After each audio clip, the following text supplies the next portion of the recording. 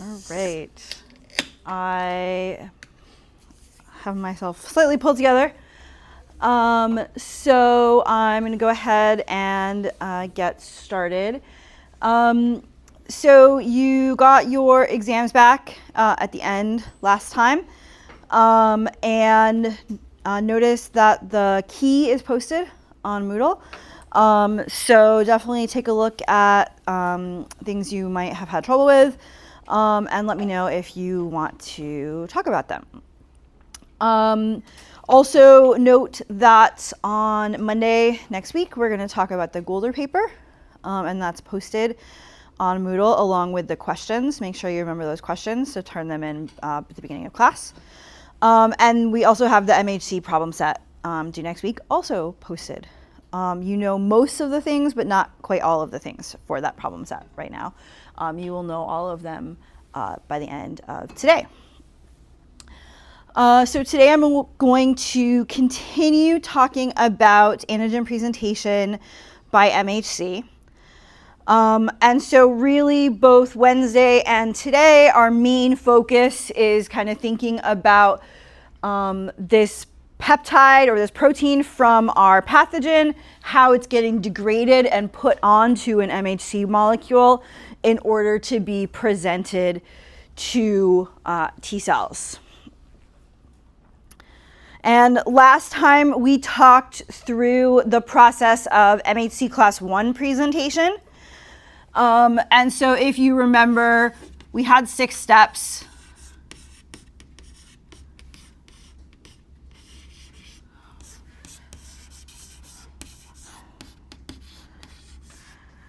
Maybe someday someone will leave better chalk in this room.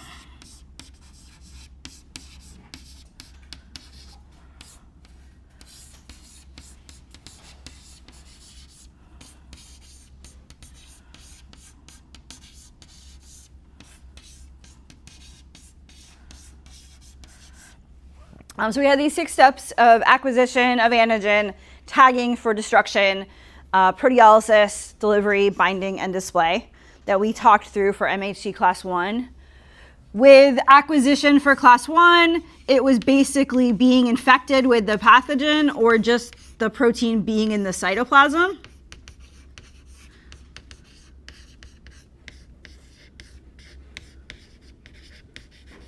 The tag for destruction was adding ubiquitin.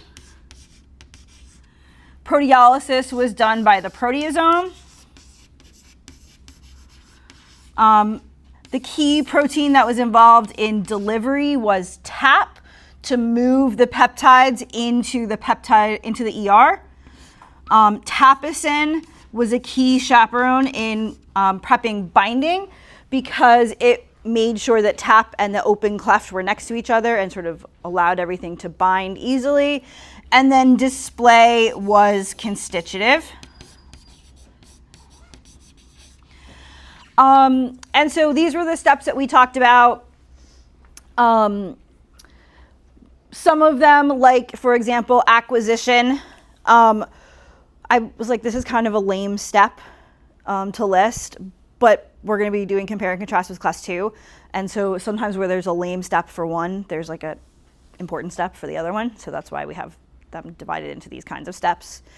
Also remember when we talked about class 1 processing and presentation, class 1 processing and presentation is happening all the time on all nucleated cells in the body.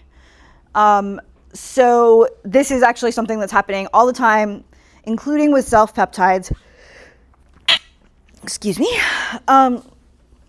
And as I will sort of mention a little bit more about later on, it's actually really important that all of your cells are, other than your red blood cells, are presenting stuff on class 1 all the time. It's sort of like a general cell quality control thing that they're presenting on class 1. If they ever stop presenting on class 1, that's a big problem. And so that is, so those self-peptides being presented 24/7 are actually pretty important. And then I left off last time first showing you a new version of one of the videos that I hadn't seen before, and I was very confused But in addition, I was at a conference this summer with one of the people who actually discovered some of the key things about MHC. He was like a big deal in immunology, and I was like, oh my gosh, he's talking to me. And he was like, did you know that one of my students like made a full animation of the MHC processing pathway? And so this is this animation that he sent to me. And this is all like correct using structural data, and this is what everything looks like in this process.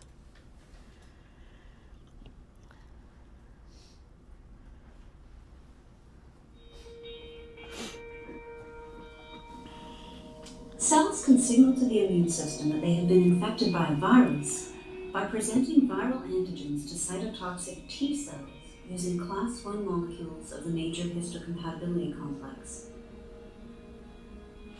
This animation will explore the assembly of class 1 molecules, an essential part of host defense against viral infection.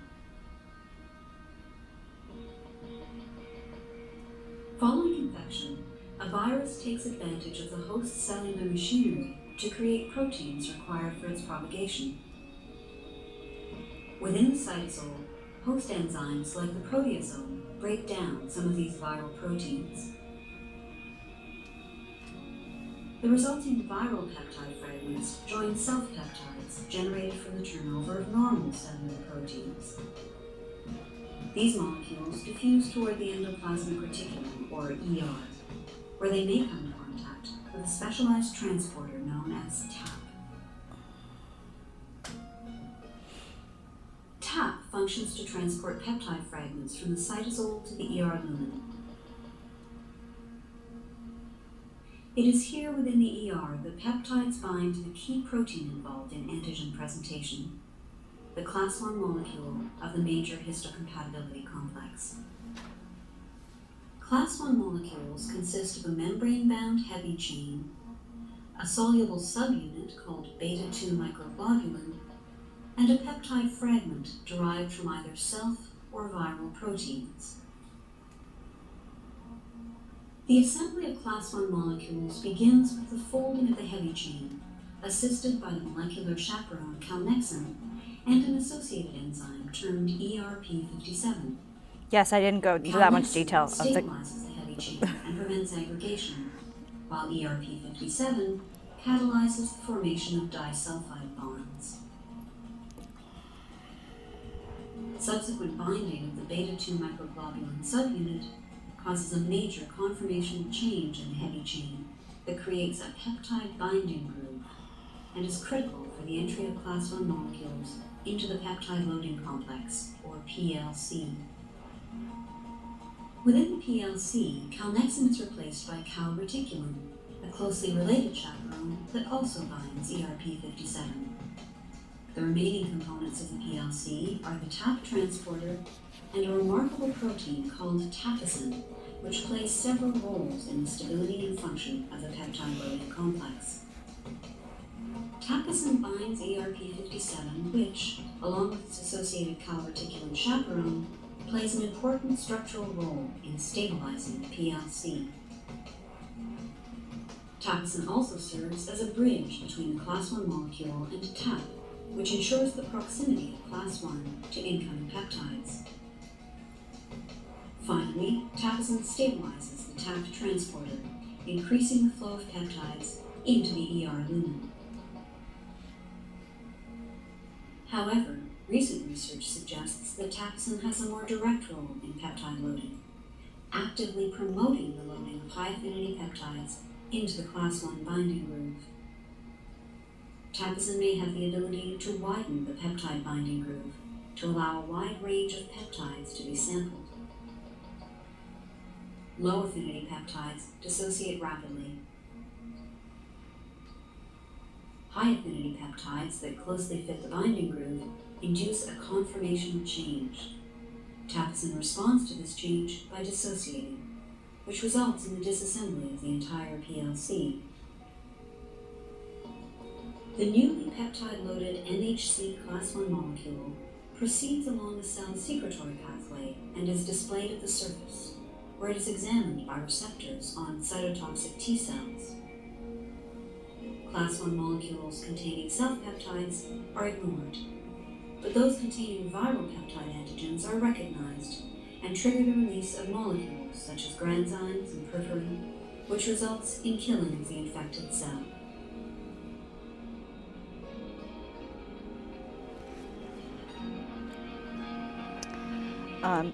So that is basically an overview of what I showed you, what we talked through last time. And there's the link if you need to reference it again. So today we're going to see, oh, sorry, Miles. Would you like us to know about the ERP? You do not need to know about the ERP57 and the calnexin calreticulin here. But I couldn't, but the video had them, so I had to show you the video with them. Today we're going to kind of see similar details of the same process with MHC class 2. Already we have one big we have a bunch of differences with MHC class 2 that I want you to recall. One of them, of course, is that we have the two different chains of the MHC class 2 molecule, the alpha chain and the beta chain, that are coming together to make the peptide binding cleft. And as I told you before, that is an incredibly stable molecule once you have a peptide in that peptide binding cleft. It's known as an SDS stable molecule, so it's actually really, really, really, really, really hard to take that apart, and that is going to become important today.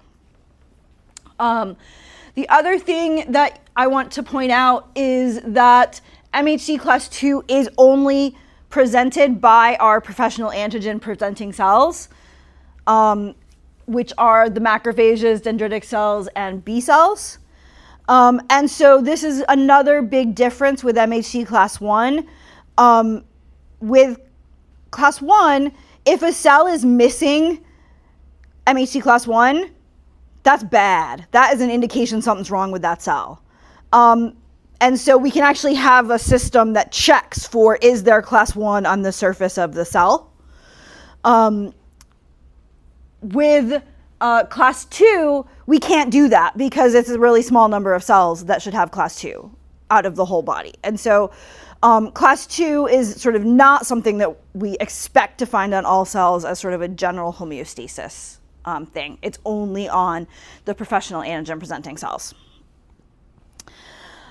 We talked last time about the way that immunologists often think about dividing up the cell into the cytoplasm versus the not cytoplasm, or the cytoplasm versus different membrane-bound compartments in the cell that are part of the secretory pathway, biosynthetic secretory pathway, or endocytic pathway, whichever name you would have heard in various previous classes. And in the MHC class 1 pathway, we were seeing presentation of proteins, of peptides derived from proteins that were in the cytoplasm. And we saw degradation using the proteasome, the cytoplasmic degradation organelle. In contrast with MHC class 2, we are going to see presentation of peptides that are derived from proteins in the endocytic pathway, so basically in the not cytoplasm. So any kind of protein that is in one of these membrane-bound compartments, like one of these vesicles, will be proteins that are going to be presented on MHC class 2. So basically, if you think about class 1 versus class 2, we sort of have surveillance of those two parts of the cell. Class 1 does the cytoplasm, class 2 does the not cytoplasm. And most classically, we think about things like, phagocytosed material, for example, being in one of those vesicles after phagocytosis, and ending up on that MHC class 2 molecule, where we're getting these peptides from the endocytic pathway. This is another version of figure 5.17. I showed you the right side of it when we talked about class 1 last time. I am mostly going to, I don't like some of what it does with class 2, so I'm mostly going to make fun of it today, but that's okay. And when we think about class 2, we can still use the same 6 steps that we saw with class 1 last time. And so our first step is going to be, how do we acquire the antigen? Acquisition of antigen in class 1 was passive. The cell didn't really have to do anything. It got infected and just happened to have a protein in its cytoplasm, or it just happened to have a self-protein in its cytoplasm. So it was entirely a passive process. Alternatively, with class 2, the acquisition of antigen is an active process. The cell actually has to do something in order to acquire the antigen. And most famously, the way that we acquire antigen for MHC class 2 is via phagocytosis. And you can see the phagocytosis process happening here. We have many receptors on the surface of our cell that will result in a phagocytic cell doing phagocytosis, making a phagosome, so basically making a membrane-bound compartment containing this phagocytosed material, and then we'll see that material getting degraded in these compartments. And so we see phagocytosis, this active process of acquisition, in contrast with what we saw with class 1. Yes, I should label the tops of my table class 1 and class 2, but I'm not tall enough.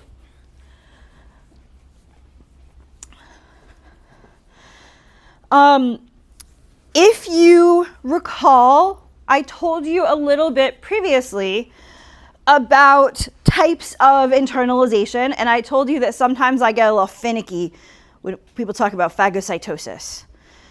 Because there are lots of different ways that cells can internalize materials. They vary based on like the size of the material that the cell is internalizing and sort of the things in the cell that are required.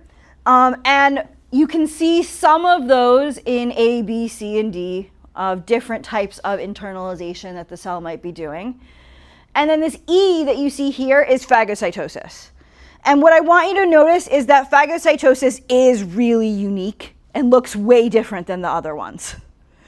It's a much bigger rearrangement. There's much more going on with the cell. You can notice with this one, we have these little stripy things, which are actin, which none of the other ones really involve. And you can see in 2 other images from another textbook, the fact that we have to have these big membrane rearrangements, these big things going on with actin in order to do phagocytosis. So phagocytosis is a pretty unique thing. And it's so unique that, as I told you previously, only 3 cell types in the body have the ability to do phagocytosis. What were our 3 cell types in the body that have the ability to do this unique type of internalization? Yep, Julie. Neutrophil, dendritic cell, and macrophage. Yep, so we had neutrophils, we had dendritic cells, we had macrophages as our 3 cells that can do phagocytosis. For every other cell, these other types of internalization are allowed, but they can't do phagocytosis. And this becomes important because if we look at our cells that are presenting on MHC class 2, you notice that dendritic cells and macrophages are 2 of them. So this makes sense. They can do phagocytosis to acquire antigen. But you can notice that that neutrophils are not doing class 2. And our other cell type that's doing class 2 is B cells, who don't do phagocytosis. So B cells must not, well, they can't acquire antigen through phagocytosis. They have to use a different method in order to acquire antigen, because they're not one of the cell types that does phagocytosis. So B cells have to use one of these other types of internalization. If you recall, when we talked about phagocytosis as a process, we took some membrane and we were sort of wrapping it around and we were making a new compartment. And when we did that phagocytosis, we made a new organelle in the cell that hadn't existed before. We sort of made this new compartment. And what did we call the new compartment that we made as a result of phagocytosis? What is it, Paige? A phagosome, right? So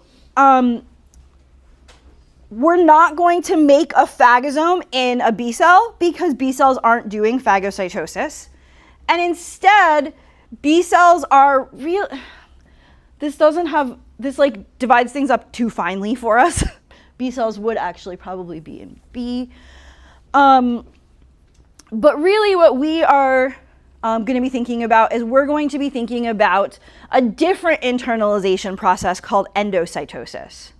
And so endocytosis is one of those much sort of smaller types of internalization. It doesn't have nearly kind of the same kind of cell biological rearrangements, but it still does involve pulling a little bit of membrane from the cell surface and pulling a little bit of cargo in from outside the cell and putting a membrane around it and making a new compartment. And so here you can see this process. You can see the new compartment's way smaller than the compartment we made by phagocytosis.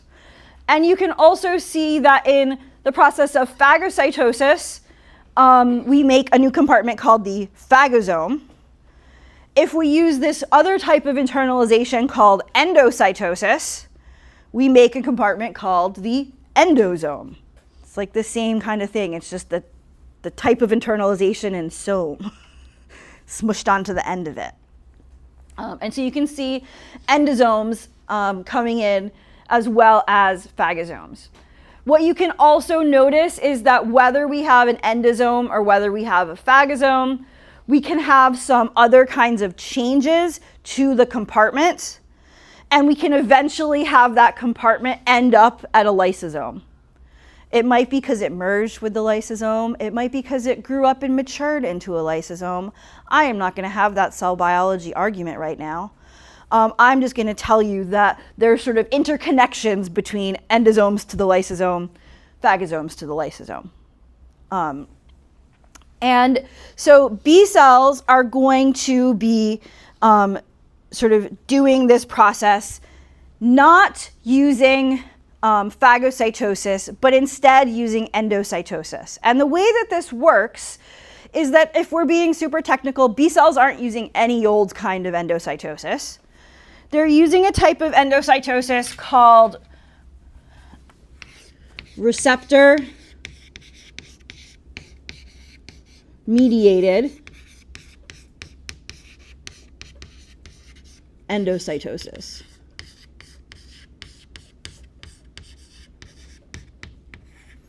And so we have this process of receptor-mediated endocytosis that happens in B cells. B cells, if you remember, have a receptor called the B cell receptor that binds to antigen. One of the things that happens when a B cell receptor binds antigen is the cell actually pulls the B cell receptor into the cell. So the cell endocytoses or internalizes that B cell receptor. And whatever antigen was bound to it gets internalized right along with the B cell receptor. So basically, if something binds the B cell receptor, the B cell and its receptor are the B cell endocytoses the receptor and the antigen. So it's called receptor-mediated endocytosis. We endocytosed this material because it was bound to the receptor. And what will eventually happen is that there will be sort of partial degradation so that the antigen can come off. The B cell receptor will actually get recycled back up onto the surface of the cell, and the antigen will stay in one of these membrane-bound compartments that might eventually travel to the lysosome. So we'll basically pull the antigen off the B cell receptor in one of our compartments in our endosome. We'll recycle the receptor so that it can maybe go find us some more antigen. And we'll have our antigen still in a compartment inside the cell. And so this is how B cells are acquiring antigen in this process of receptor-mediated endocytosis. Yep, David. So B cells use BCR, but BCR is also for cytokine release. So, Yeah, so BCR can be used for a bunch of different things. So Yep. what's the difference between this type of BCR and that other type of? There really isn't. Okay. There are differences in some events going on inside the cell, but in terms of at the level of the BCR is the same. So you can see sort of those B cells going to, those B cells doing receptor-mediated endocytosis here. You can also see from this image that I've already showed you what happens to things that are in endosomes or in phagosomes. So once we've done acquisition, once we've acquired something in this way, what happens next is we see that that material ends up at a lysosome. Again, that could be because of fusing with other compartments. It could be because of maturing of compartments. Still not going there. But the end result is the stuff goes into the lysosome. There is this sort of interconnection between all of these types of vesicles, all of these little membrane-bound compartments, where they all kind of end up going along this little pathway, the secretory pathway, to the lysosome.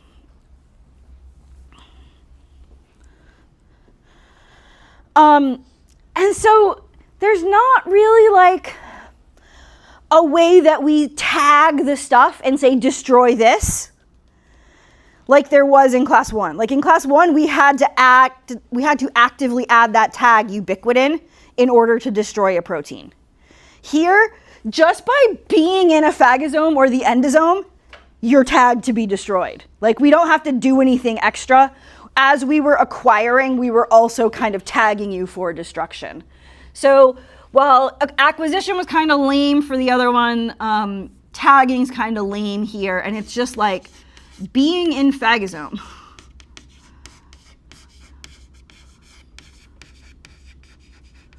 Or endosome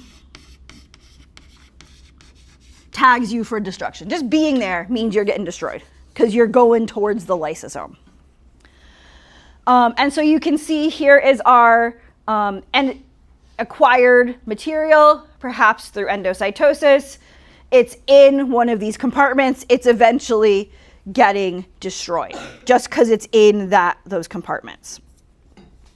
There are lots of ways that things can get destroyed in the lysosome. Last time I referred to the proteasome as the trash can for the cytoplasm. The lysosome is the trash can for the not cytoplasm. So basically, if you have stuff somewhere else in your cell that you need to throw away, you put it in a lysosome. And the lysosome can degrade things in a bunch of ways. One of those ways is that the inside of the lysosome is super acidic. And so that acidity will help to break down biological molecules. Inside of this compartment, we also have a lot of enzymes that are able to break down different types of biological molecules. So you can see we have nucleases, we have proteases, we have glycosidases, we have lipases, we have phosphatases, we have sulfatases, we have phospholipases. We got all sorts of enzymes that are going to degrade things. So basically, if you get into the lysosome, you're getting degraded. What's really nice is we have all these enzymes that can do degradation, and we put them in a compartment so they don't just destroy the cell. We just have this one little destruction area, and we keep everything else out. And it turns out that those enzymes really only work when they're in a super acid environment. So if they were to somehow get loose into the cell, your cell wouldn't get super destroyed because those enzymes really need this acidic environment. The idea of trying to make sure that you keep all of the degradative stuff away from the rest of the cell, you can think of as being kind of similar with what you saw in the proteasome, because remember it was like a barrel, and I said it's just the inside of the barrel is where stuff gets degraded, because we're trying to shelter the degradative stuff from the rest of the cell, keep the rest of the cell safe. So the lysosome is going to be doing our proteolysis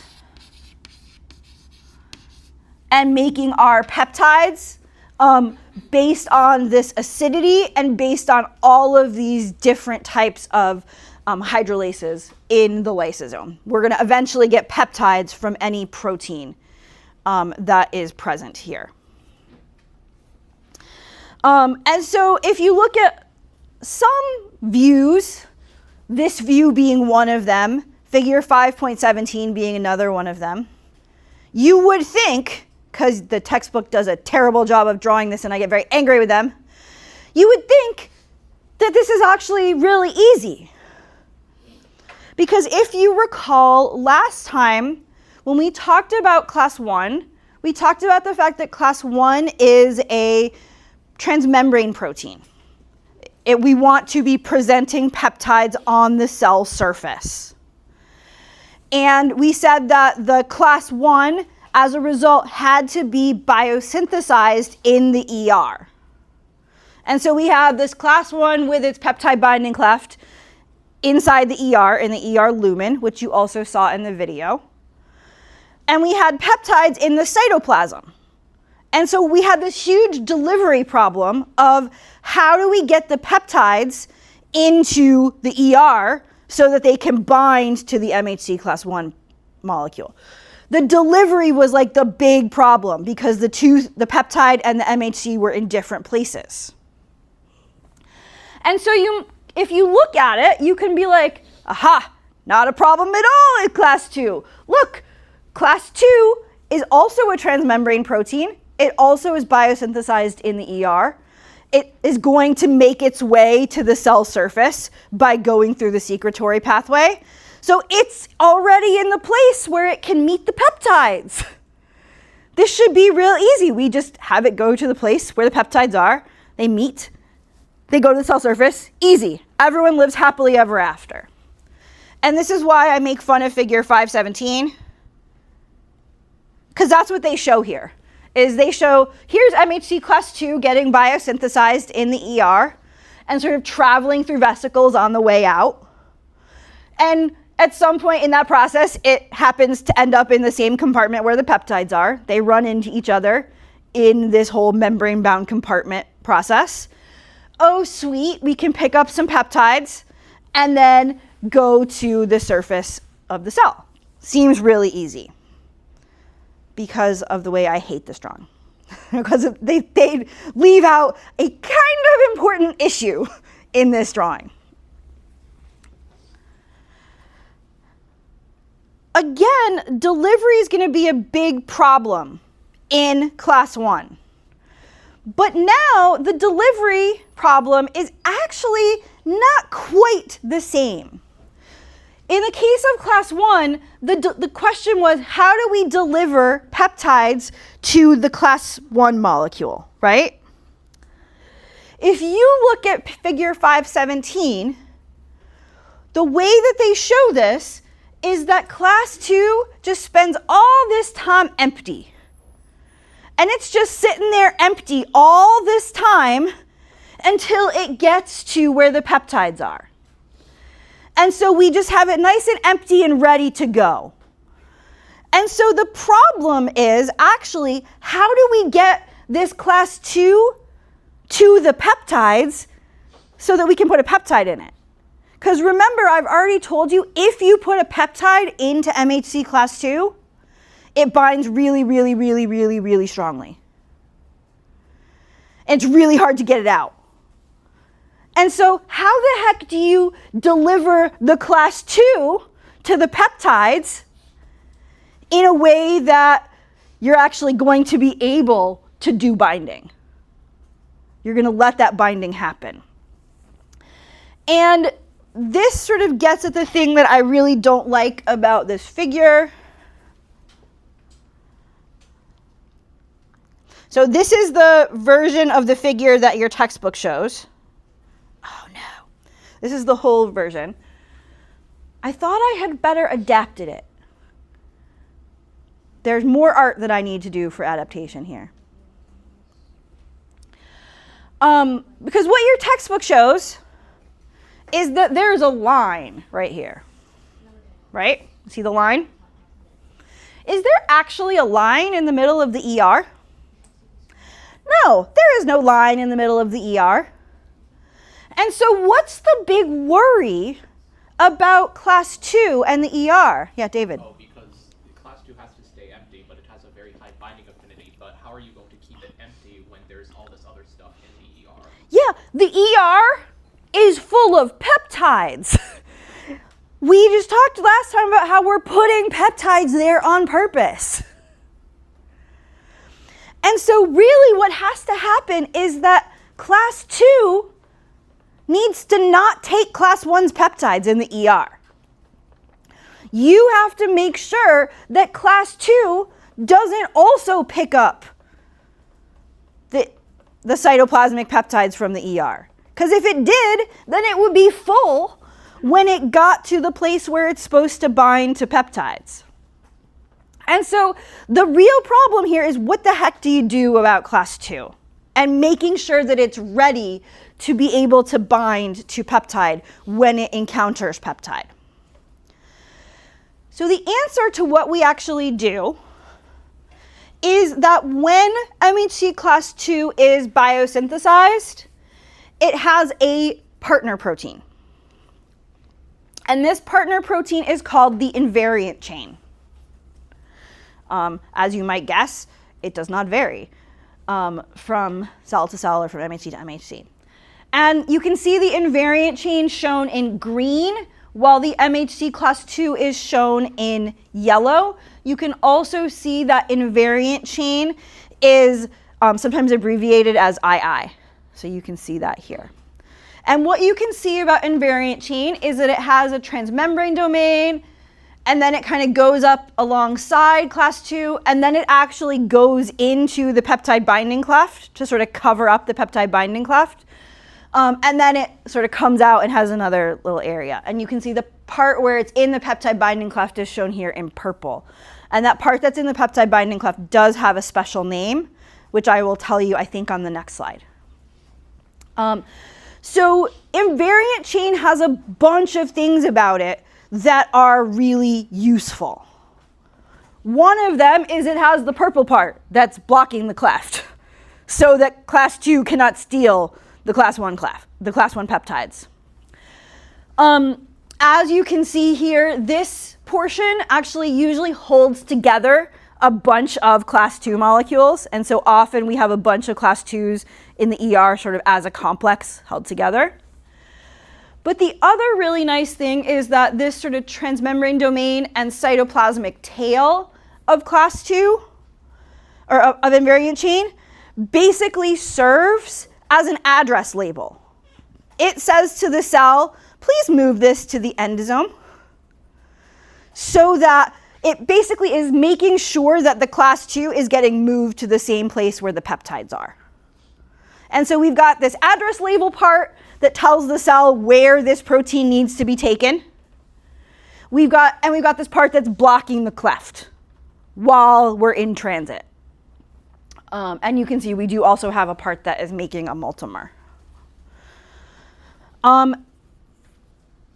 As class 2, and so in the ER, class 2 has the invariant chain with it. And so the invariant chain is blocking up the peptide binding cleft so that class 2 can't have any of class 1's peptides.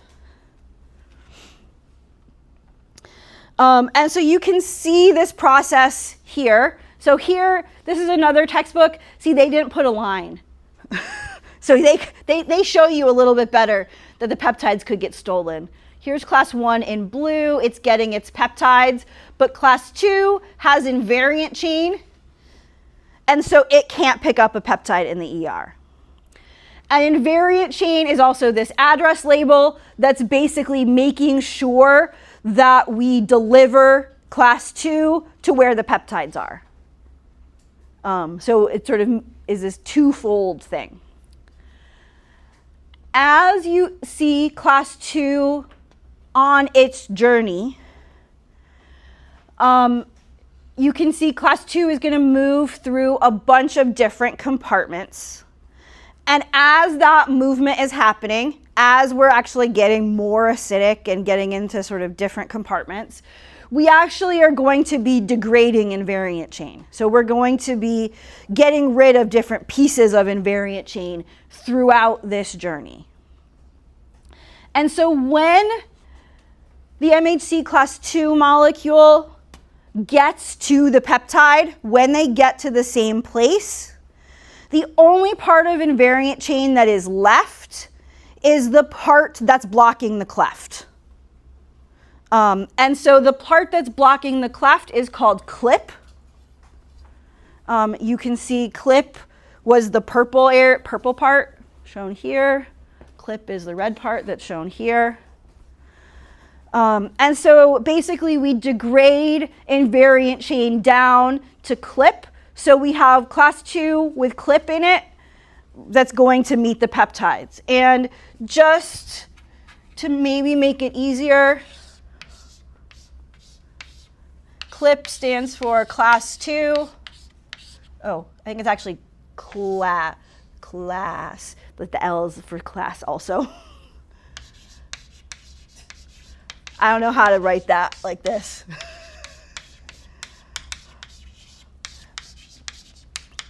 Is class 2 invariant chain peptide is what CLIP stands for. So that can help you sort of understand what's going on with CLIP. So our delivery is happening due to invariant chain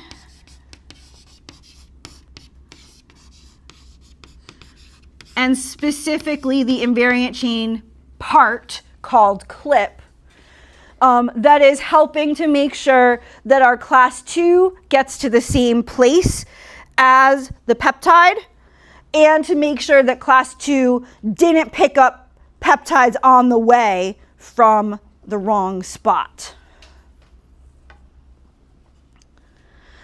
But now we have another problem. So here you can see MHC class 2 getting biosynthesized with invariant chain. In the ER, you can see this transportation.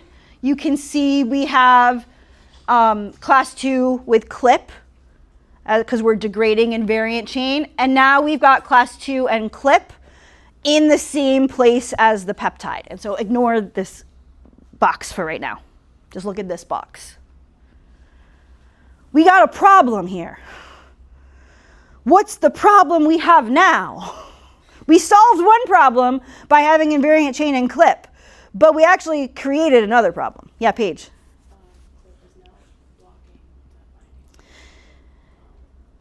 Yeah, now we want to put these peptides into MHC class 2, but CLIP's in the way. CLIP is binding there in the MHC class 2 thing. So like I said, we solved one problem, but we created another problem.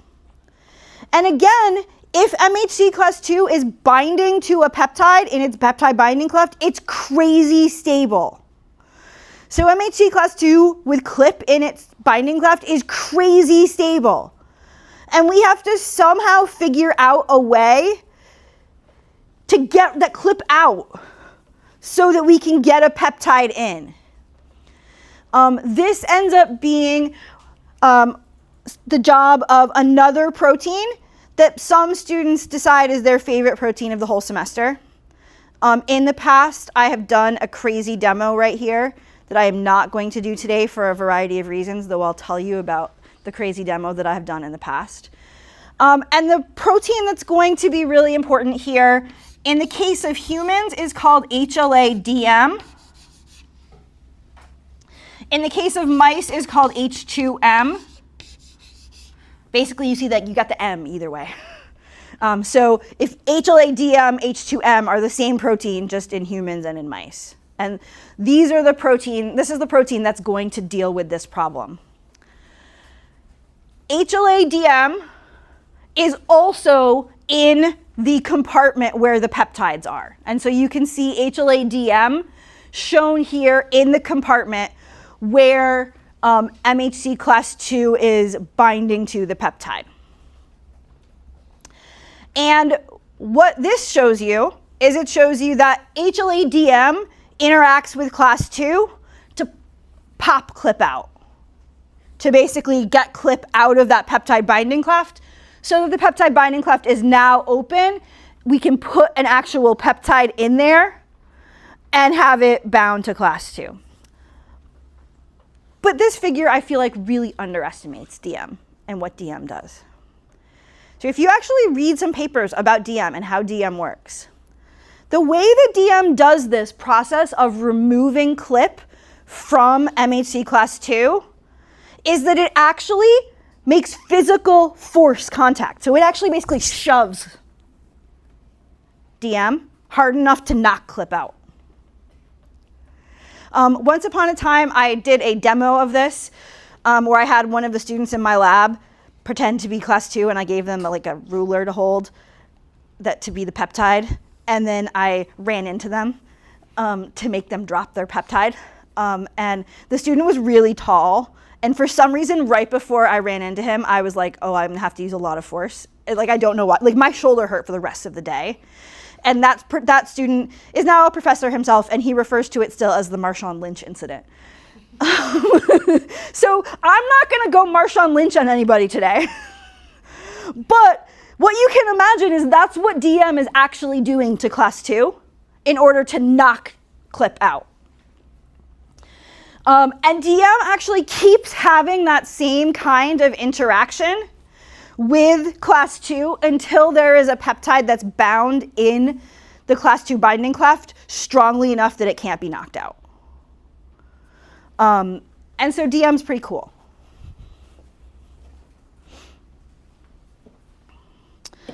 And so our binding, like I said, is really catalyzed by HLA-DM in the case of humans or H2M in the case of mice. The last part of this is display. If you remember in class 1, I told you that display was constitutive.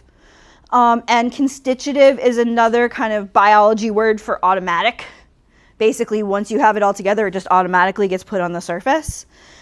Class 2 display is not constitutive. So basically, the cell will be holding on to the class 2 with peptide in the compartment and will only put it up on the surface kind of when it's ready and when it feels like presenting to a T cell. So you can see, if you look at this image, so here, this is a antigen presenting cell, probably a dendritic cell. Here is a T cell. And you can see sort of, this is where all of the antigen is in the peptide loading. That's where the class 2 is in the compartment. So you can see it's normally just sitting in the compartment. When the cell starts to interact with a T cell, you can notice that the cell actually like sends a little vesicle on microtubules directly to the T cell and is like, here is what is in my vesicles, and presents to that T cell. And so this is actually what one of those dendritic cells looks like in terms of where the peptides are before the dendritic cell is like ready to interact with the T cell. And then this is what happens when we activate that dendritic cell and have it looking at the T cell, where it puts everything on the surface now, whereas before that stuff was kind of scattered all around. It's a pretty highly regulated process. And so it involves this microtubule-mediated display. So it's sort of this microtubule-mediated process.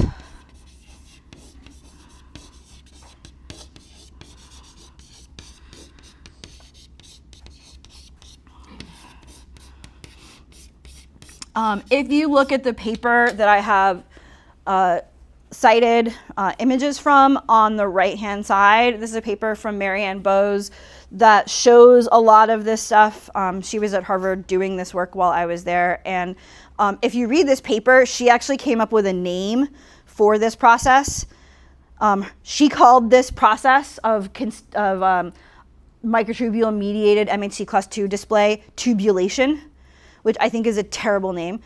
So I'm not going to necessarily use it, but if you said tubulation, that would be fine there too. It bugs me, so I don't necessarily write it on the board. But that's basically what she's showing here. And so you can see this summary of our class 1 processing and our class 2 processing. and those 6 steps that I have told you about for both of them here. And the goal of all of this is to serve as the antigen in order to make a T cell response. So if you recall, this has been our sort of antigen diversion in talking about T cells and how T cells will work. As you will see some next week as well, there are a bunch of really interesting and unique things about T cells. But T cells can be pretty important in eliminating different types of microbes. And so whether we're talking about T cells or frankly whether we're talking about any type of immune response, it is in the interest of the microbe to come up with some way to evolve to avoid that response. If we think about antibody avoidance, if we think about a virus trying to escape from an antibody response, you can imagine that we might have an antibody that binds to a particular epitope on our viral protein. And so the virus could mutate that epitope so that the antibody no longer binds. And you can see that process sort of on the right as well in this sort of schematized version where we're changing some part of the antigen and avoiding the antibody. So I want you to imagine something for a second. Let's imagine that both Lucas and I are infected with identical viruses. So we're both infected with a virus that has this antigen. We're both infected with the virus that has purple antigen. And you identify my antibodies and Lucas's antibodies against this antigen. Do you expect those antibodies to be the same or different? They're both binding to the same epitope. They're going to be the same, right? So Lucas's antibody is going to look like this, my antibody is going to look like this, and bind to that exact same spot, right? As a result, for the virus, it is going to be really advantageous to make a mutation in that spot, because if it does that, it gets around my immune system and it gets around Lucas's immune system. It also gets around Brooke's immune system and Roxy's and everyone else in the whole class. Okay? So we can often see sort of it's pretty sort of simple, I guess, in some ways, for the virus to try to escape from antibodies. It's got the one target that everybody's antibodies recognize, and if it just mutates that target, then it's good. Things get a little trickier when we think about how viruses might escape from T cell responses. And the reason why things get trickier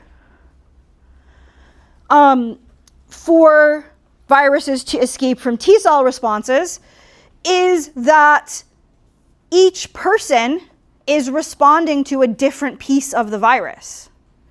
It's whatever piece is presented by that person's MHC. So maybe my MHC presents this little part of the virus. And maybe Lucas's MHC presents this little part of the virus. And maybe Fisayo's MHC presents this little part of the virus. And around it, maybe we each have our own little piece that is the piece that's presented to T cells. The virus, I could have the virus. It could mutate this little piece really well to get away from my T cells, right? I would feel very sick. That would be terrible. And then imagine I sneeze on Lucas. Also very terrible. That virus has adapted beautifully to my immune system by changing this little piece, which is the part that my MHC is recognizing. Is that virus going to have an advantage in Lucas? Is that virus now going to be really well adapted to dealing with Lucas's immune system? No, because Lucas's immune system recognizes this part. So the virus changes up here all at once, And Lucas's immune system's like, I don't care. And so what that means is if we look at the population level, we don't tend to see a virus that viruses don't have this ability to just like mutate around everyone's MHC. The virus could mutate in you to be better in your body, but then when it goes to somebody else, it's most likely going to a different MHC environment. And so all that work it did to avoid your MHC is useless. And so a lot of the sort of ideas of just making small point mutations to get around MHC presentation are things that we don't see quite as often, and we definitely don't see on the population level. There are definitely examples of it, and you're reading a paper about it, and we're talking about it on Monday, where we see an example of that kind of point mutation leading to evasion of MHC presentation in the Goulder paper. That's happening in HIV in that paper, and HIV is a relatively small virus. So this is in certain ways like a pretty crappy way for viruses to evade, because you can see they could evade me really well, but then I transmit to somebody else and they're screwed. It's not a very good thing. Small viruses are small. They don't have a lot of choices of other things that they can do. But what you could imagine is that it would be quite advantageous if the virus could figure out a way to avoid MHC class 1 presentation, because then it could hide from a CD8 T cell. And so in larger viruses, we see some other kinds of really cool things happen. And so I want to mention a couple of those evasion examples here. And then we're going to talk about kind of the trick about those evasion examples. Yep, David. So for the example you gave about MHC class 1 presentation, each person will each person's MHC will grab different parts of the viral protein that's been degraded because there's a high variation of those MHC alleles in the population. Exactly. Okay. Yep. Just getting around each individual person's MHC is not a great strategy, because each individual person's MHC is different. You can't, like, at some point if you mutate every single part of yourself, like, you're not a virus anymore. So big viruses make extra proteins to help them avoid MHC class 1 presentation. One example of such a big virus that does this is a virus called Epstein-Barr virus. It's the causative agent of mononucleosis as well as certain types of lymphomas called Burkitt's lymphoma. Epstein-Barr virus, for its biology, makes a protein called EBNA1, and it actually needs to make a ton of EBNA1. So every infected cell has tons and tons and tons and tons of EBNA1 in it. And you could imagine that's kind of bad for the virus, because EBNA1 could easily get put on MHC class 1, because there's so much of it. Like, it's hard to avoid that getting its way onto MHC class 1 and presenting to T cells. EBV has evolved a really interesting mechanism to avoid MHC class 1 presentation. The EBNA1 protein has these long strings of alanines and glycines, and basically when EBNA1 goes into the proteasome can't degrade it. It basically clogs the proteasome. And so we're unable to you can't make peptides from EBNA1 to present to MHC class 1, because EBNA1 is not degradable by the proteasome and clogs up the proteasome. So in this case, we're not sort of changing the epitope and getting rid of binding.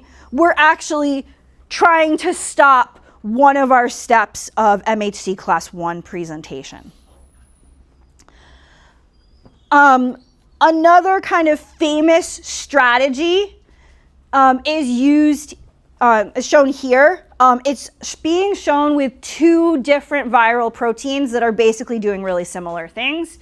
So one of them is from a virus called HCMV, which has a protein called US6. The other one is HSV, which has a protein called ICP47. These are both types of herpes viruses. They're both really big viruses, so they have enough room to like encode all sorts of random bells and whistles like this. And these proteins, actually, and if you actually look at the structure of these proteins, I should sometime update this slide to actually show you the structure. These proteins structurally look like a stopper. And they basically function to plug up TAP. So these viruses basically just make a stopper that sits in the TAP transporter so no peptides can go into the ER. And what you'll notice about this, so in fact, trying to understand this process is how TAP got discovered. What you'll notice about this is that when you clog up TAP, you aren't just blocking your peptides from getting into the ER, you're blocking every peptide from getting into the ER. So now you can't present peptides from these viruses, but you also can't present self-peptides in this cell. So basically, MHC class 1 can't get any peptides. And as a result, MHC class 1 can't get to the surface of the cell. So this virus is hiding in such a way that it's basically like, no, I'm just not letting my cell show any MHC class 1 on the surface.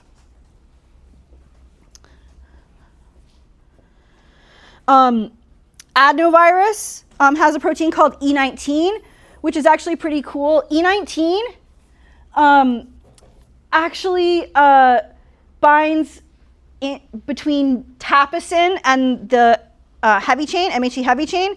So the MHC heavy chain can't find the peptides.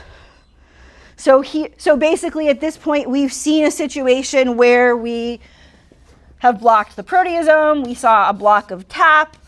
You can see we have a block of tapicin by some virus. So basically the virus has already figured out these 6 steps and evolved a way to potentially avoid some of them.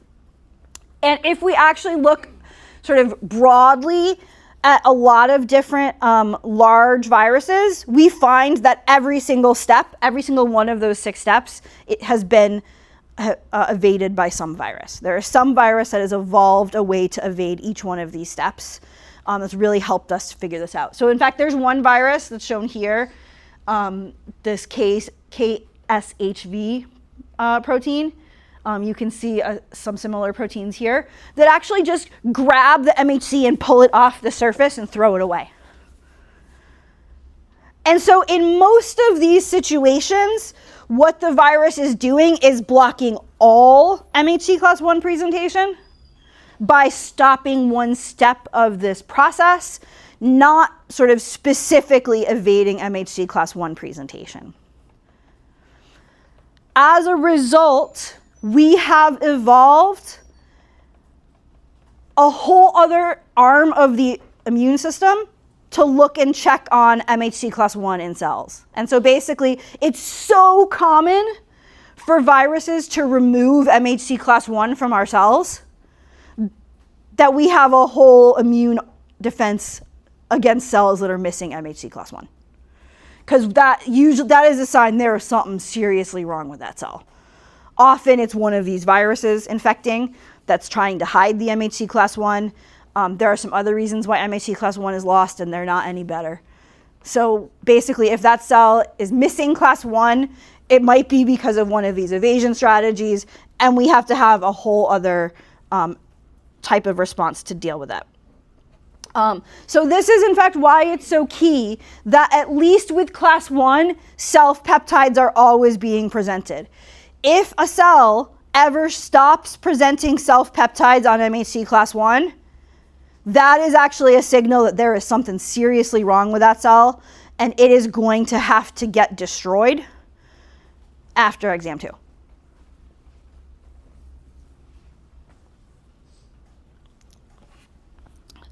So there are two more kind of short MHC related topics that I want to point out here in the remaining time. Again, if you remember, thinking about MHC presentation is really key if we want to understand T-cell responses and how T-cell responses happen. I will tell you that for the paper on Monday, in some cases, they're measuring a T-cell response. And you don't have to get super hung up on what the T-cells are doing, because really it's just, did MHC presentation happen or not, is all that you have to care about at this point. I'm making us think about the MHC part of that paper next time. But there are a couple of tricks that we need to think about with regard to T-cells.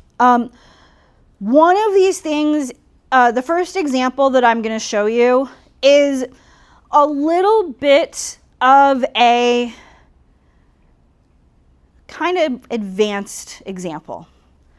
I'm telling you about it because if you really think about how certain parts of the immune system work, you will sometimes suddenly be like, wait a minute, there's an issue here. And so I'm going to tell you what the issue is and I'm going to solve it for you. I'm also going to say that if you find these next couple of slides and this process that I'm telling you about in the next couple of slides super confusing, don't get crazy hung up about it. If you look at different practice questions and things, it is probably not one that I'm like trying to lead you towards. And so sometimes people will go around this really complicated thing in an exam answer, trying to use this, and it's probably not what I'm trying to have you do. But the thing that you need to know for this related to T-cell responses is that if you want to make a really good T-cell response, if you want to make the best possible T-cell response, you want to activate your T-cell using a dendritic cell. Dendritic cells are the stars of turning on T-cells. And part of the reason why dendritic cells are the stars of turning on T cells is because those dendritic cells have so many of these cell surface proteins that can help out in T cell activation. We will talk about specific examples of those proteins and sort of what the dendritic cells are doing later on. But right now, what you need to know is dendritic cells are really, really good at activating T cells. So I want you to think about a scenario for a second. So again, we're going to think about a scenario where we have a virus, okay? If you want to get rid of cells infected by the virus, you want to make a good T cell response that's going to deal with this virus, what kind of T cells do you want to have responding? Yep, Miles. CD8 T cells, right. So what MHC type do you want presenting antigens from this virus? MHC class 1. I see everyone like holding up one finger. So we really want to have class 1 presenting this. We really want to make CD8 T cells. There are many examples that one could use in this situation. Everyone I know always uses the same example, which is the one I'm going to use, but it doesn't have to be this one example. So now let's imagine that we have hepatitis B virus. What part of your body does hepatitis B virus infect? You might not be able to tell from the name hepatitis. Yeah, Miles. Not the blood. What is it, Julie? Liver. So hepatitis or anything with HEPA means the liver. Hepatitis B virus only infects cells of the liver. Okay, cool. They could present on class 1. They could turn on some CD8 T cells. Can they present on class 2? No. So you can't get CD4 T cells.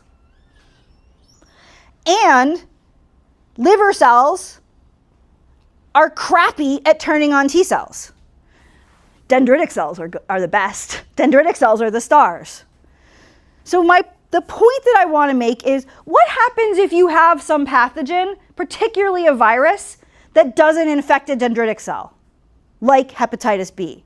Does that mean you're stuck forever with crappy T cells? I mean, you only get good T cells if you have viruses that infect the liver, or viruses that infect the dendritic cells. And the answer is no, because dendritic cells are also able to do some magic.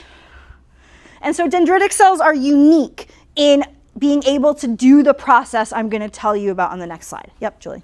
Quick question. Yeah. So I remember when we were talking about MHC class 1, you were like just like associated with viruses, right? Like Yeah. And then MHC class 2 not. Like what was there a specific reason for that again, or no, we're just going with like if it's a virus class 1? So really it's because viruses are going to be replicating often in the cytoplasm and using cytoplasmic RNAs, while the pathogens that are coming in for class 2 were acquired by phagocytosis, which is often something you think about for bacteria.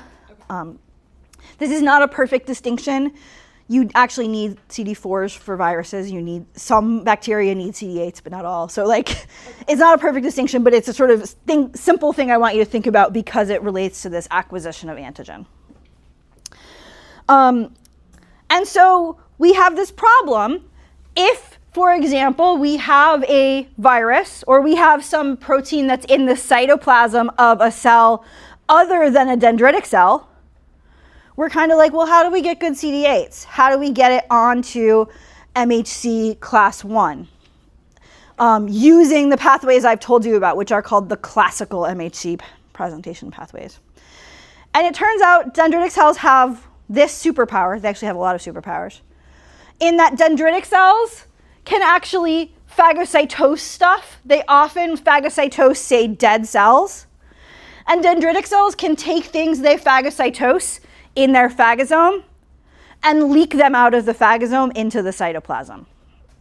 And so even if a dendritic cell is not infected by a virus, you might have some cells that die from that virus and the dendritic cell will phagocytose them. And the dendritic cell will actually take that material that it phagocytosed and leak some into the cytoplasm so that antigens from that virus can be presented on class 1 and class 2. This process is called cross-presentation. And so basically what I want you to see here is that dendritic cells can largely present anything because they phagocytose a lot of stuff, and they can take things they phagocytosed and allow that phagocytosed material to leak into the cytoplasm to be presented on class 1. One thing I actually really like about this figure is that it just shows it happening with a magic arrow. And honestly, that's kind of what we know about it and how it happens. But we absolutely see this process of cross-presentation where dendritic cells can acquire by phagocytosis, but then put the stuff in the cytoplasm and switch that stuff into MHC class 1. And so if we're really thinking about how CD8 T cell responses work, it does involve this process of cross-presentation. I'm just going to tell you the other piece in 1 minute, which is fine. The other piece that I wanted to tell you about, the other kind of interesting MHC-related fact, is that when we talk about MHC presentation using class 1 and class 2, we are talking about presentation of peptides, proteins. And I told you that T cells respond to protein antigens. There is actually another protein that can present lipids to T cells. And so sometimes with some very special types of T cells, we can see responses to lipids. So we have this other kind of protein called CD1. I'm not going to go through all the details of CD1 here, but I'm just going to tell you that CD1 can present lipids. CD1 doesn't talk to CD8 T cells. It doesn't talk to CD4 T cells. It talks to a whole other kind of T cells, which are known as NKT cells. And so we'll care about that a little bit more later. But I will tell you that MHC and normal T cells only respond to proteins, But we do have this one weird situation where we can see some T cell responses to lipids too, because of CD1 presenting lipids to this unique type of T cell called NKT cells, which I swear I think we might give like 5 more minutes to over the whole course of the rest of the semester, because I don't think about them very much at all. But they do respond to lipids. And so there is a one sort of caveat to my T cells only looking at proteins with this one weird type of T cell. So remember the paper for Monday, and I will see you guys next week.